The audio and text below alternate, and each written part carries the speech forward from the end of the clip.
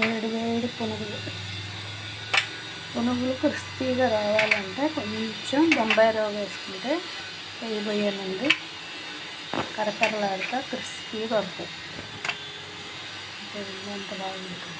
దీంట్లో కొంచెం చట్నీ, శనగిత్తనాలు, కొబ్బరి పుట్నాలు వేసిన చట్నీ,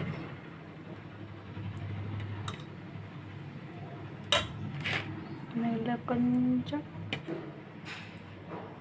పొండు మిరపకాయలు పచ్చడి ఇద్దరు పోయితే